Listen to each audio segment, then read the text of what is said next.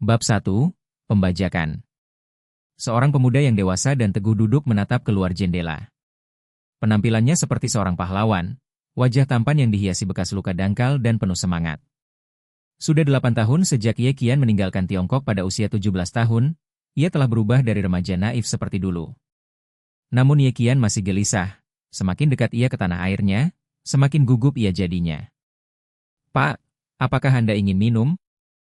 Seorang pramugari cantik berjalan mengelilingi Ye Qian sebelum tiba di samping seorang pria parubaya berjas di sebelah kursinya.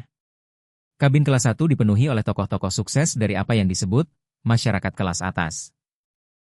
Seorang pria parubaya berjas mencibir penampilan Ye Qian yang tampak norak.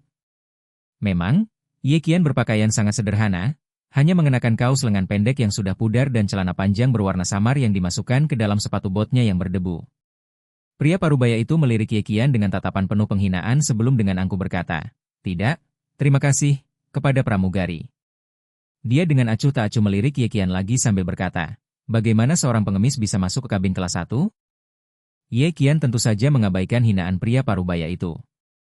Dia telah melihat banyak orang seperti pria parubaya itu di dunia ini, mereka yang senang meremehkan dan menindas orang lain. Namun, banyak dari orang-orang itu telah menemui ajalnya di tangan pria itu. Saya merasa ini canggung, tetapi saya tidak dapat menemukan cara untuk memperbaikinya." Pramugari cantik itu tersenyum sopan kepada pria parubaya itu dan menanyakan pertanyaan yang sama kepada Ye Qian. Bagaimanapun, pelanggan adalah raja. Bahkan jika Ye Qian adalah seorang pengemis, selama dia telah membayar tempat duduknya, pramugari itu akan memperlakukannya dengan sopan seperti penumpang lain di kabin. Selain itu, Ye Qian sangat tampan dan anggun. Di mata pramugari itu dia tampak seperti preman lokal yang imut. Bang! Tiba-tiba, suara tembakan terdengar dari ruang mesin. 4 pria parubaya keluar, membawa AK-47 yang mereka arahkan ke para penumpang. Dihadapkan dengan para gangster bersenjata lengkap, para penumpang yang kebingungan mulai panik. "Jangan bergerak," teriak salah satu anggota geng. "Kami tidak bermaksud membunuhmu, kami hanya butuh kau menyerahkan barang berharga dan mengikuti instruksi kami." Ye Qian perlahan melirik gangster itu sebelum kembali duduk. Pria parubaya itu sudah gemetar ketakutan. Gangster yang baru saja berbicara memberi isyarat kepada gangster yang lebih pendek, menunjuk ke kabin pesawat. Gangster pendek kurus itu mengangguk sedikit. Jelas, gangster ini adalah pemimpin kelompok tersebut.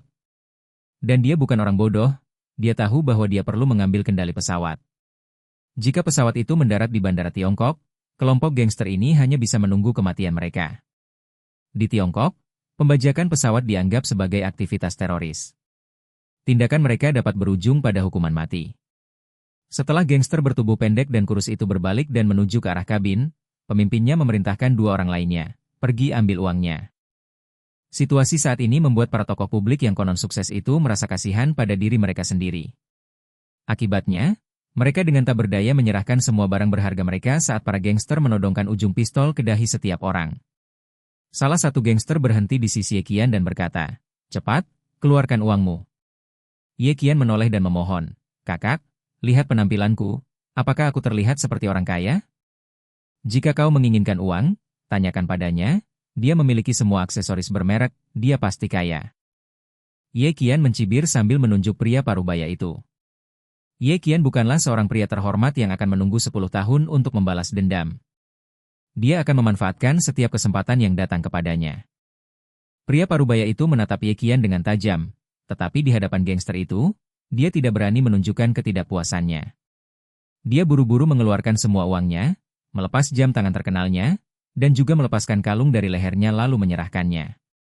"Kakak, lihat, mulutnya juga punya beberapa gigi emas," kata Ye Qian sambil menunjuk pria parubaya itu.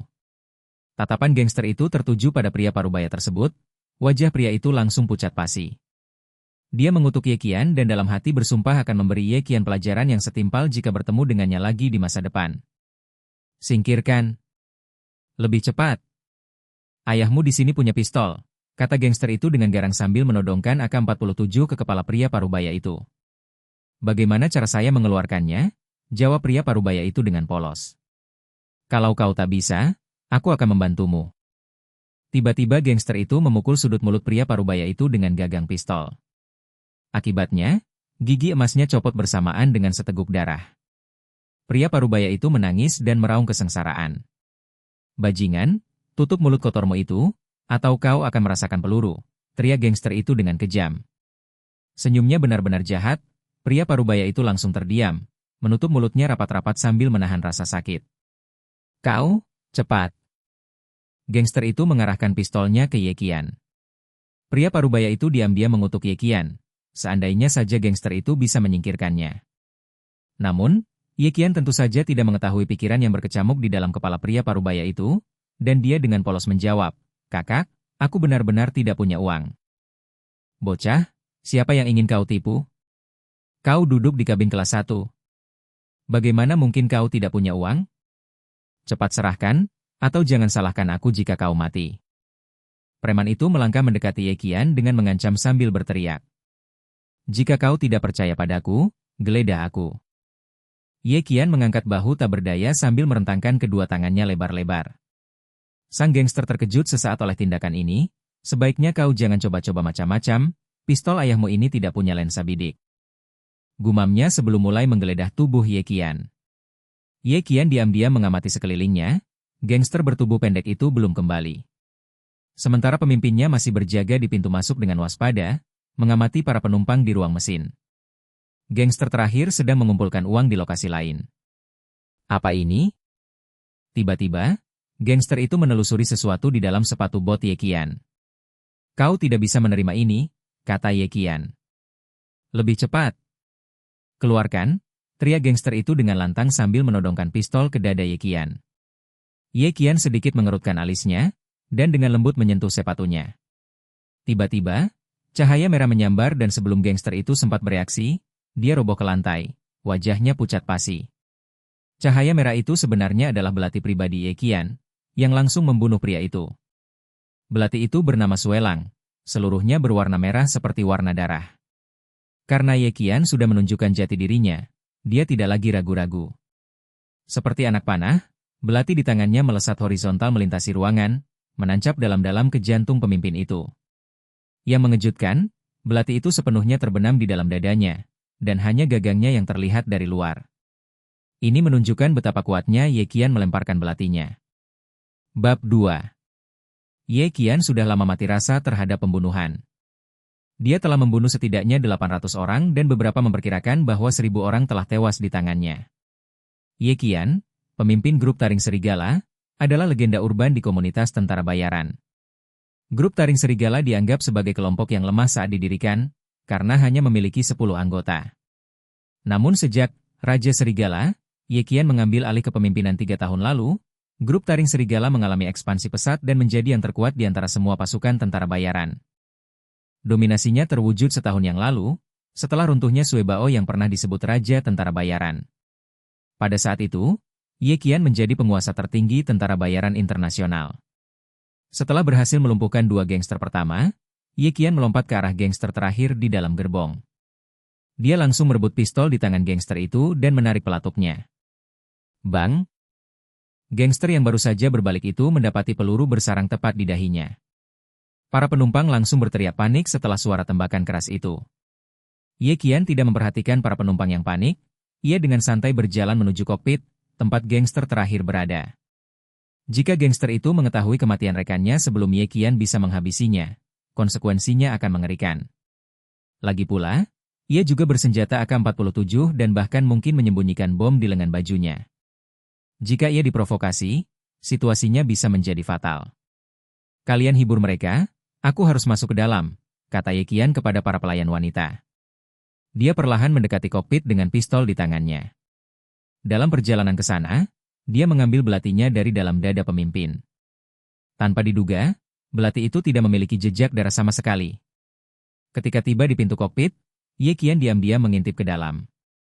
Dia melihat gangster bertubuh pendek itu duduk santai di dekat minuman cola, di samping seorang pria parubaya berpakaian putih. Gangster bertubuh pendek itu tidak memperhatikan Ye Qian karena dia terus menyesap kolanya.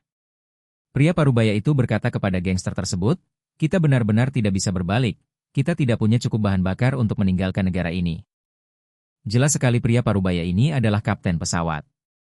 Gangster bertubuh pendek dan kurus itu jelas tidak puas dengan penjelasan tersebut. Dia tahu bahwa dia akan mendapat masalah besar jika mereka mendarat di Tiongkok, jadi dia memutuskan tujuan lain. Jika kita tidak bisa terbang kembali, pergilah ke arah lain saja, misalnya kenapa tidak kita mendarat di negara T atau YN. Kata gangster yang lebih pendek itu dengan tegas.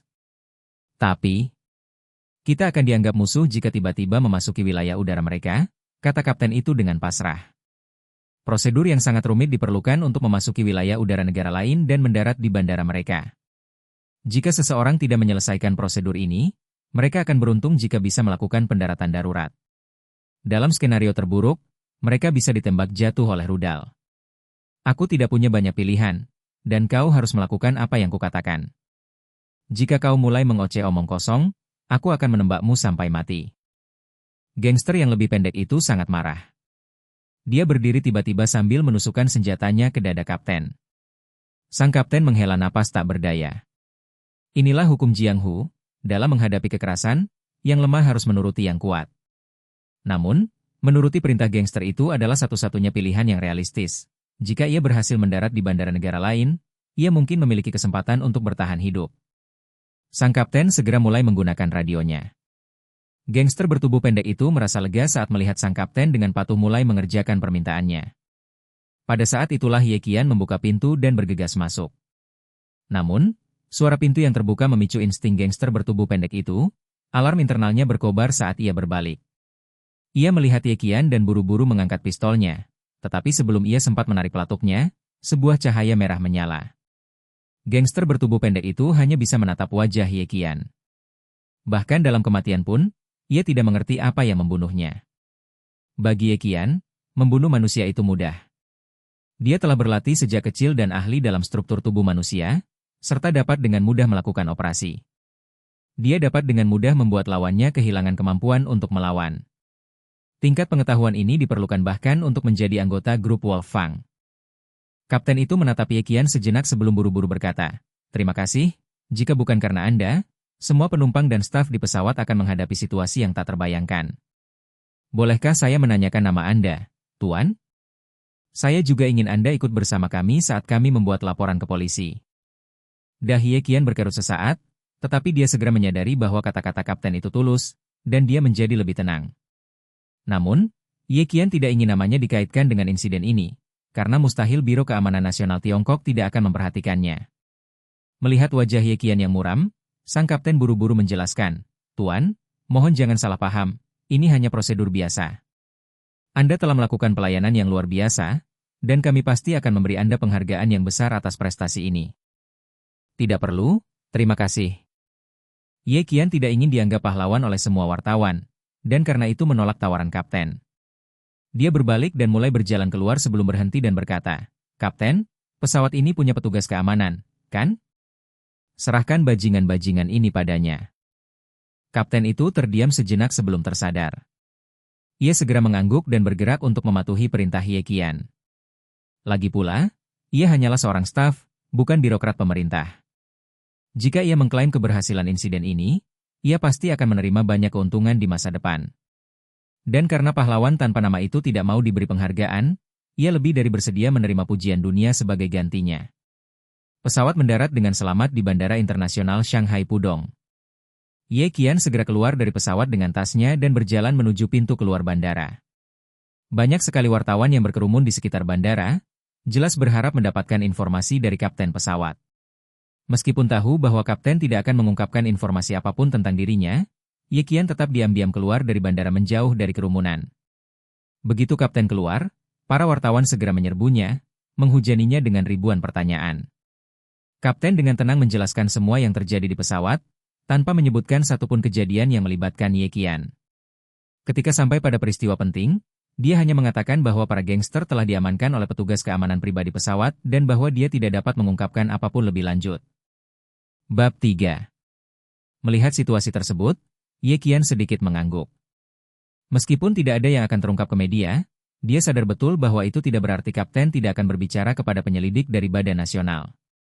Ini bukan satu-satunya hal yang dikhawatirkan Ye Qian. Lagi pula, kamera di pesawat telah dihancurkan oleh keempat gangster tersebut. Mereka tidak dapat menentukan keberadaannya hanya berdasarkan keterangan penumpang dan kapten, dan mencoba menemukannya bukanlah hal yang mudah.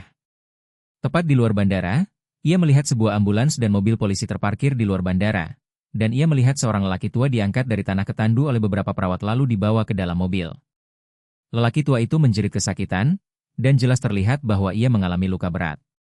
Melihat sosok lelaki tua itu, Ye Qian tersenyum dan terdiam sejenak. Ia merasakan deja vu. Polisi sedang menginterogasi seorang pria gemuk yang mengenakan setelan jas. Ia merasa seolah-olah pernah melihat pria yang tampak sukses ini sebelumnya. Ia menerima tatapan yang sangat arogan dari pria gemuk itu saat berbicara dengan polisi, yang kemudian membawanya ke dalam mobil polisi. Tak lama kemudian, ia mendengar suara orang-orang berbicara. Sayang sekali, lelaki tua itu benar-benar sial. Sudah jelas bahwa dia memiliki niat baik dan mengambil dompet pria gemuk itu hanya untuk mengembalikannya. Pada akhirnya, dia malah dicurigai mencuri dompet dan kemudian dipukuli dengan parah. Tahun ini berat bagi orang baik. Ya, tahun ini adalah saat di mana nyawa tampak paling tidak berharga. Orang tua itu hanyalah seorang pengumpul sampah, dan kemungkinan besar dia akan meninggal, namun tak seorang pun akan mencari keadilan untuknya. Lihatlah apa yang dikenakan pria gemuk itu. Bukankah itu merek terkenal? Dia pasti orang kaya, dan pengumpul sampah itu seharusnya pulang saja. Semua itu sia-sia untuk menanggung pemukulan seperti itu. Ye Qian sedikit mengerutkan kening dan menatap pria gemuk itu saat ia masuk ke mobil polisi. Sementara Ye Qian mengulurkan tangannya untuk memanggil taksi yang akan membawanya pulang. Jika bukan karena polisi berbicara dengan pria gemuk itu, Ye Qian pasti akan memberi pelajaran keras kepadanya. Namun, sekarang polisi telah mengendalikan situasi, terlepas dari apakah pria itu dihukum atau tidak, akan merepotkan bagi Ye Qian untuk ikut campur. Sepanjang perjalanan, suasana hati Ye Qian berubah-ubah. Dia seperti anak kecil yang ingin pulang, tetapi takut karena merasa bersalah. Mobil itu akhirnya berhenti, dan Ye Qian melihat keluar jendela. 8 tahun telah berlalu, dan tampaknya tidak banyak yang berubah. Tempat itu masih berupa permukiman kumuh yang usang dan pohon-pohon payung berdiri tegak di kedua sisi jalan yang rusak. Jarang sekali melihat mobil seperti itu di kota ini. Ye Qian mencoba mengingat-ingat rumah ini. Rumah tua itu tampak lebih kumuh sekarang, dan sepertinya akan roboh kapan saja. Pintu dibiarkan terbuka lebar. Di atasnya terdapat bait-bait kecil dengan kata-kata yang ditulis dengan tinta putih. Jelas itu tulisan tangan seorang amatir. Namun, itu adalah tulisan tangan yang anggun dan lembut, seperti tulisan tangan seorang gadis. Ye Qian menarik napas dalam-dalam. Setelah bertahun-tahun, akhirnya ia memberanikan diri untuk pergi ke rumah tua itu. Ia mengetuk pintu, tetapi sepertinya tidak ada yang menjawab, jadi Ye Qian masuk ke dalam. Tampaknya tidak ada perubahan dari 8 tahun terakhir. Semua dekorasi masih sama. Sebuah kandang kuda sederhana berbentuk persegi dan beberapa bangku terhampar dengan tenang di ruang tamu. Di atas meja terdapat foto seorang lelaki tua berpakaian lusuh dengan senyum ramah, dikelilingi sekelompok anak muda. Ye Qian mulai merasakan air mata mengalir dari matanya. Laki-laki tidak mudah menangis, kecuali ketika hati mereka dipenuhi kesedihan. Dari dapur, terdengar suara memasak. Ye Qian menyeka air matanya dan berjalan masuk. Ia melihat seorang gadis berusia sekitar 16 hingga 17 tahun sibuk di dapur, yang membuatnya terkejut. Kemudian ia mengetuk pintu dengan lembut. "Ayah," gadis kecil itu menoleh dengan gembira, tetapi melihat wajah yang asing. Ia tak kuasa menatapnya dengan tatapan kosong dan tiba-tiba terdiam. Melihat Ye Qian, ia bertanya, "Bisakah aku membantumu?" Ye Qian melirik gadis itu, seorang siswi berpenampilan polos, berpakaian sederhana, tetapi itu tidak bisa menyembunyikan kecantikannya. "Apakah ayahmu ada di rumah?" tanya Ye Qian lembut. "Kakak." "Kakak kedua?" Gadis itu terdiam lama, akhirnya teringat foto yang ditinggalkan ayahnya di depan meja ruang tamu. Meskipun penampilan kekanak-kanakannya telah memudar, kini terpancar penampilan yang dewasa dan tegas. Gadis itu memiliki kesan mendalam pada pria itu karena ayahnya sering bercerita tentangnya. Ye Qian menatap kosong. Awalnya ia mengira gadis muda itu tidak akan tahu tentang dirinya, dan ini cukup tak terduga baginya. Namun, setelah dipikirkan lebih lanjut, lelaki tua itu mungkin telah menyebutkannya di depan gadis itu, ditambah ada foto-foto mereka bersama, jadi kemungkinan besar gadis itu akan tahu tentang dirinya. Gelombang emosi melanda hati Ye Qian, dan ia tak kuasa menahan air matanya yang mengalir. Pada saat itu ia menyadari bahwa selama 8 tahun ayahnya telah mengkhawatirkannya. Pada akhirnya, Raja Tentara Bayaran, Ye Qian, dengan sadar menenangkan emosinya. Dia tersenyum tipis dan berkata, "Apakah kau mengenalku?" Oh, siapa namamu? Han Sui, jawab gadis kecil itu dengan tegas sambil mengamati orang yang sering diceritakan ayahnya. Orang di depannya pasti memiliki wajah yang anggun, dan jika bukan karena bekas luka itu, ia akan tampak seperti seorang cendekiawan. Ayah sering menyebutkan bahwa Ye Qian cukup nakal, yang sangat berbeda dengan watak yang tampaknya ia tunjukkan. Pak tua itu? Dia belum pulang? Tanya Ye Qian. Dia akan segera kembali, kakak.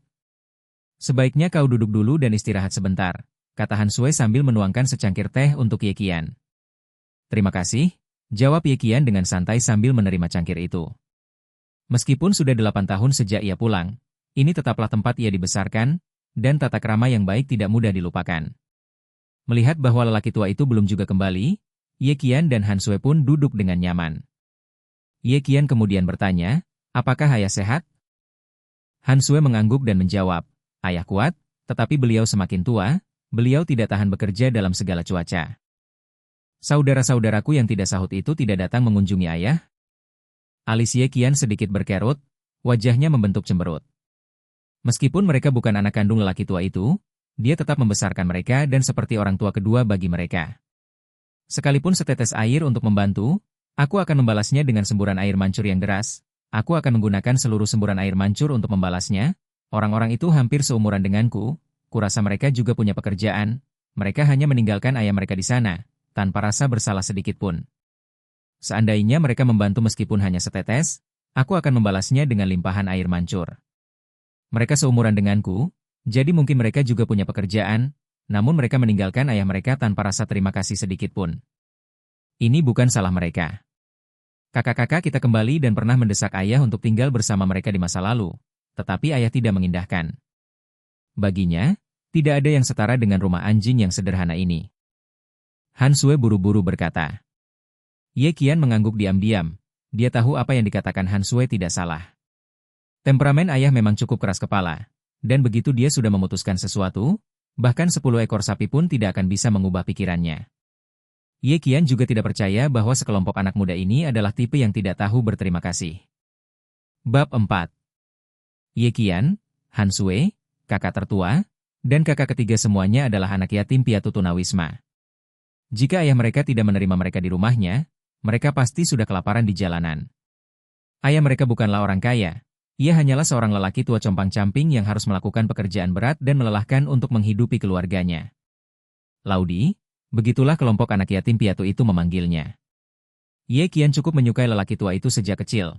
Dia tidak seperti anak-anak lain yang biasanya cukup pemberontak.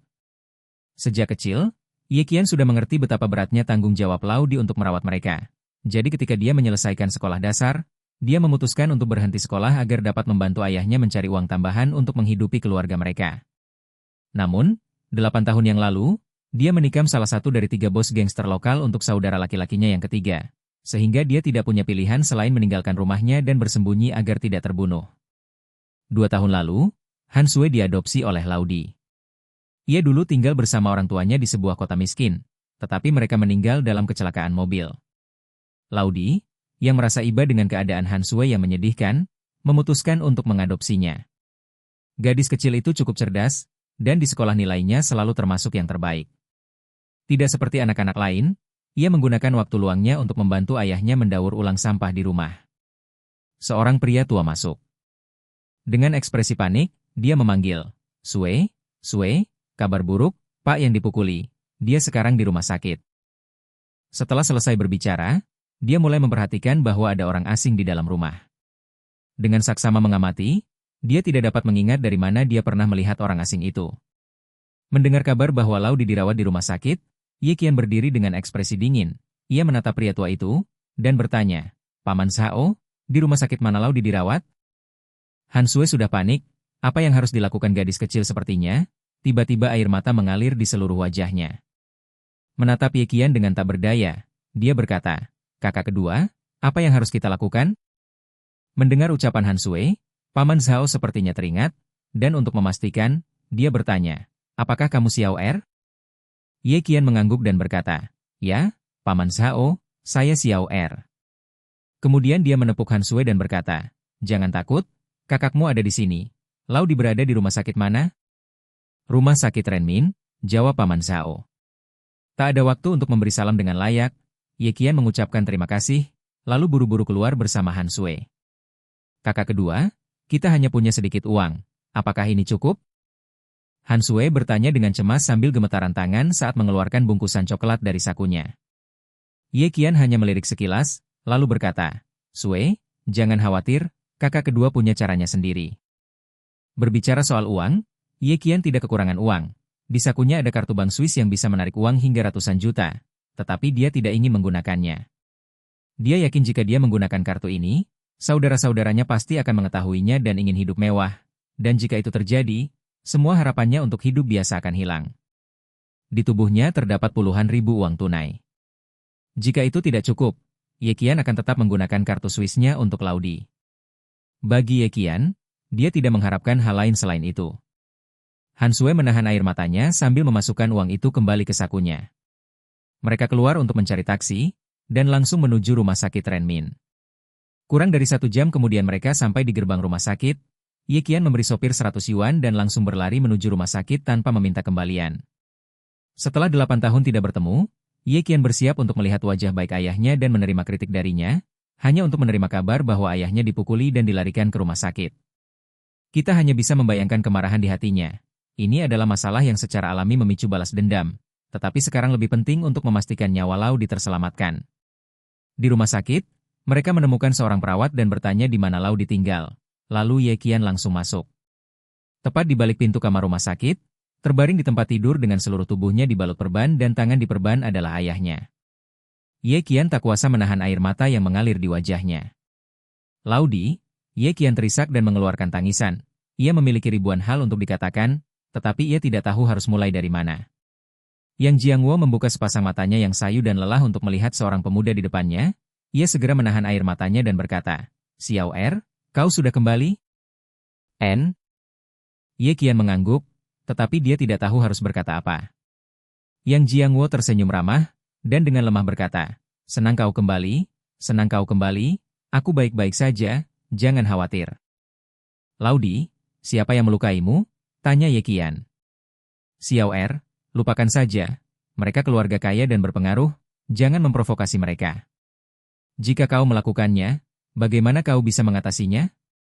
Lagi pula, mereka sudah membayar 2.000 yuan untuk biaya rumah sakit, kurasa aku akan melupakannya saja.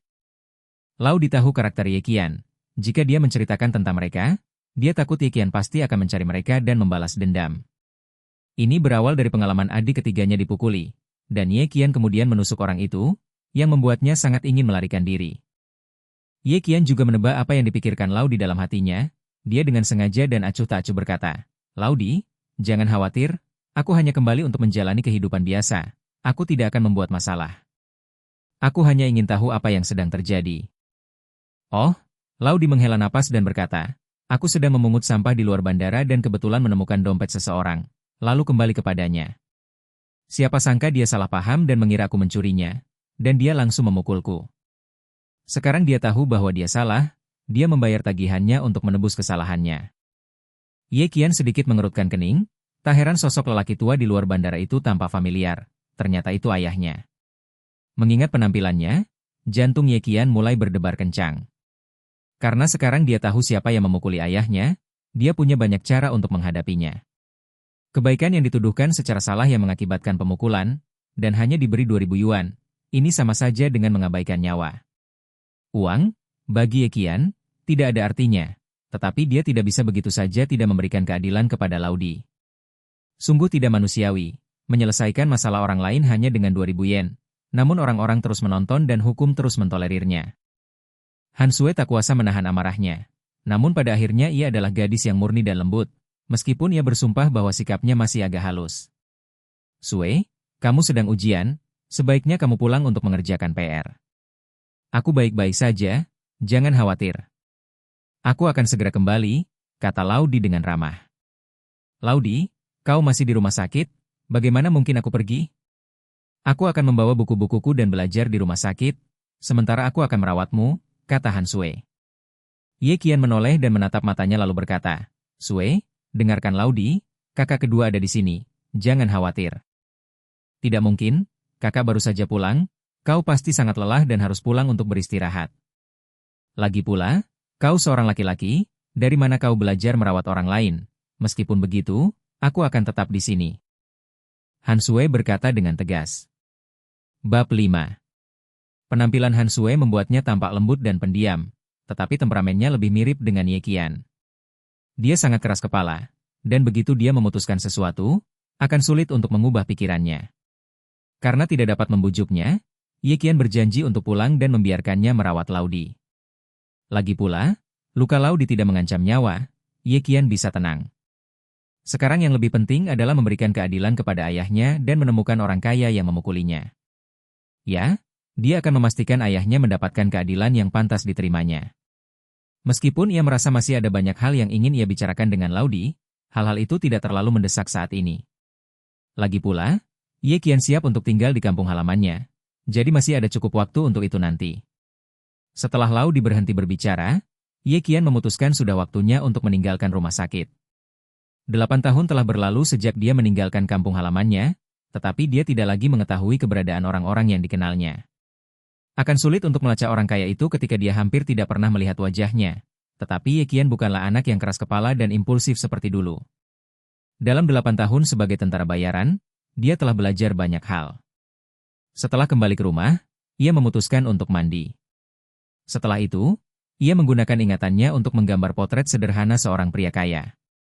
Setelah beberapa saat mengamati gambar itu, ia merasa telah menggambarkan detail sebanyak yang dapat diingatnya dan merasa puas dengan karyanya. Saat meminta informasi, dua sumber terbaik adalah polisi dan preman jalanan. Ye Qian tentu saja tidak ingin pergi ke polisi, karena ia merasa hanya akan diberitahu bahwa informasi yang ia minta tidak dapat diungkapkan. Ia memutuskan bahwa pilihan lain jauh lebih baik karena tidak sulit untuk menyuap orang-orang ini demi mendapatkan informasi. Saat itu pukul 10 malam, Ye Qian mengenakan pakaian kasual sederhana. Dia keluar untuk mencari taksi dan kemudian berkendara ke bar-bar terdekat. Dia tiba di sebuah distrik yang dipenuhi dengan pub, tempat yang penuh dengan pang dan berbagai macam orang. Ye Qian merasa tidak akan sulit menemukan seseorang untuk dimintai informasi. Tak lama kemudian, mobil berhenti dengan guncangan di depan pintu sebuah bar. Ye Qian melirik dan tahu bahwa meskipun bar itu kecil, bisnisnya mungkin berjalan dengan baik. Bar itu hampir selalu penuh sesak, pria dan wanita bergoyang-goyang liar mengikuti irama musik yang keras. Ye Qian masuk ke dalam bar, duduk, dan memutuskan untuk memesan segelas bir dingin. Matanya perlahan menyapu ruangan, memperhatikan beragam warna rambut dan berbagai desain tato yang menghiasi tubuh para remaja. Tiba-tiba ia berpikir, ia tidak ingat banyak tentang masa pemberontakannya sendiri. Dulu ia juga mirip, menghabiskan waktu seharian di tempat-tempat seperti bar. Meskipun ia tidak mewarnai rambutnya dan tidak bertato di sekujur tubuhnya, ia minum dan berkelahi hampir setiap hari. Saat itu ia tidak menyadari betapa gaya hidup ini menyakiti ayahnya, tetapi ia selalu merasa menyesal atas tindakannya. Dulu, ia benar-benar seorang berandal sejati. Pelayan bar itu adalah seorang wanita muda, tampak berusia sekitar 25 hingga 26 tahun, wajahnya putih dan cantik, dan ia memancarkan pesona yang seolah membuat jiwa seseorang tertarik padanya. Dadanya seperti gelombang besar yang siap meledak. Saat Ye Qian masuk, pelayan bar yang cantik itu menatapnya lama. Ia telah bekerja di sini selama 2 hingga 3 tahun, tetapi ini adalah pertama kalinya ia melihat orang yang begitu gagah. Terutama sepasang matanya, dalam dan tak berujung seperti hamparan langit yang luas, seseorang tidak bisa tidak terpesona olehnya. Pria tampan, apakah ini pertama kalinya Anda di sini? Saya belum pernah melihat Anda di sini sebelumnya, kata bartender cantik itu sambil mengangkat alisnya dan sengaja mencondongkan tubuhnya ke depan. Sepasang kelinci putih besar bergoyang bersamaan dengan gerakan tersebut. Ye Qian mengerti bahwa meskipun para bartender tidak memiliki latar belakang yang kuat, mereka memiliki keuntungan karena mengenal berbagai macam orang. Jika dia ingin membantu menemukan seseorang, mungkin dia membutuhkan bantuannya. Lagi pula, bahkan jika dia meminta bantuan orang lain, mereka belum tentu dapat membantu. Sekarang mereka sedang berbicara, dia tidak bisa menolak untuk melanjutkan percakapan. Ye Qian bukanlah seorang pria terhormat. Dia tersenyum sambil mengangguk, dan berkata, "Ya, saya baru kembali hari ini. Bisnis di bar ini tampaknya berjalan dengan baik. Saya khawatir banyak orang tampaknya hanya datang untuk Anda. Saya sudah pergi ke banyak bar, tetapi saya belum pernah bertemu bartender wanita seperti Anda." Ye Qian tidak membuang banyak waktu untuk memujinya. Sudut mulutnya sedikit membentuk senyum miring. Mendengar ucapan Ye Qian, Bartender cantik itu merasa tersanjung dan tersenyum. Dengan gembira dan antusias, ia berkata, "Pria tampan, kau benar-benar tahu cara merayu." Pemilik bar ini adalah Huge, tidak ada yang berani membuat masalah, tentu saja kami sukses karena itu. Ye Qian tidak mengenal Huge, tetapi jika dia mengelola bar seperti ini, bahkan jika dia bukan anggota triad, dia mungkin memiliki hubungan dengan triad. Ye tersenyum, dan berkata, "Gadis cantik, bolehkah aku bertanya tentang seseorang?" "Nah, siapa yang ingin Anda temukan?" "Jika kita berbicara tentang informasi, maka saya punya banyak cara sendiri untuk mendapatkannya," kata bartender cantik itu sambil tersenyum. Dia mengeluarkan potret pria yang telah dia sketsa dan berkata, "Saya ingin menemukan pria ini." Pelayan bar yang cantik itu melihat dan bertanya, "Siapa namanya?" "Aku tidak tahu. Aku hanya tahu dia tiba di sini kemarin dan memukuli seorang pria tua di bandara." "Apakah tidak ada cara untuk menemukannya?" tanya Ye Qian. Hening sejenak, pelayan bar yang cantik itu kemudian berkata, "Tidak masalah, tetapi Anda mungkin perlu menunggu beberapa saat. Tinggalkan ponsel Anda, dan jika saya mendapat kabar, saya akan memberitahu Anda." "Bagus." Ye Qian langsung setuju. Dia mengambil pena dari tangan pelayan bar yang cantik itu lalu menuliskan nomor teleponnya. "Harganya 2.000, tapi ini lebih merepotkan, jadi saya akan mengenakan biaya 3.000, dan Anda harus membayar di muka. Jika kami tidak dapat menemukan siapapun, uang muka tidak dapat dikembalikan," kata pelayan bar cantik itu dengan lihai. Meskipun dia bukan tokoh dari dunia bawah tanah, dia dianggap sebagai salah satu orang kepercayaan Huge. Dia membantu Huge dan orang-orangnya mendapatkan beberapa bisnis kecil. Lagi pula, itu hanya tentang mencari orang. Setiap kali dia mendapatkan bisnis, dia mendapat komisi 10%. Meskipun tidak banyak, dia menganggapnya sebagai penghasilan tambahan. Membantu orang dan membantu diri sendiri. Bagaimana mungkin ada yang menentang hal ini? Meskipun dia memiliki kesan yang baik tentang Ye Qian, ini adalah praktik standar, dan tidak dapat dilanggar. Ye Qian tidak menawar, dia segera mengeluarkan 2.000 dari sakunya dan berkata, "Sisanya 500 untukmu beli minuman." Pelayan bar yang cantik itu tidak terpengaruh oleh hal ini, dia menjawab dengan senyum dan berkata, "Terima kasih, bos, tunggu kabar baik dariku." Ye Qian mengangguk sedikit dan berkata, "Aku pergi," lalu bangkit dan berjalan menuju luar. "Bos, nama saya Xiao Long Nu," teriak pelayan bar yang cantik itu. Ye Qian tak kuasa menahan tawa lalu berbalik dan berkata, "Aku akan mengingatnya." Setelah berbicara, dia tersenyum dan keluar. Xiao Long Nu, dia seperti peri. Ye Qian tidak dapat memikirkan kesamaan apapun di antara mereka berdua. Jika ada, pikirnya, mungkin mereka berdua bukan perawan lagi.